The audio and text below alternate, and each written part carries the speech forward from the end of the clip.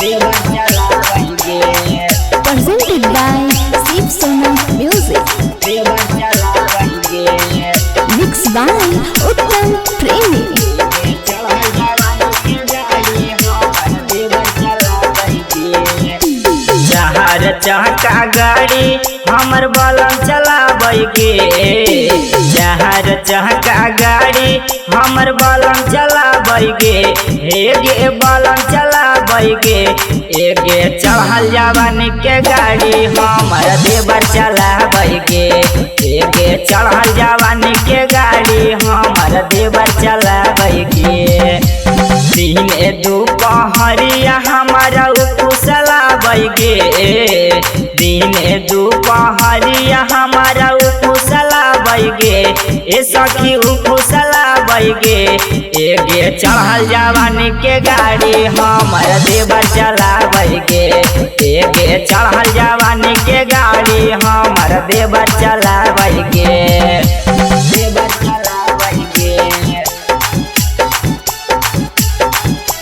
देवर चलावैगे।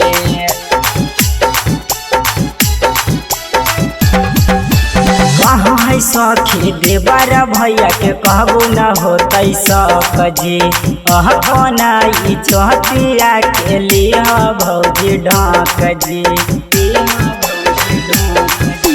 कहाँ है सखी देवर भैया के कहबू न होतै सकजी। कोना ई चौथिया के लिह भौजी ढाक जी। कहबो हमारा चौमिन कहबो चट खिलावैगे।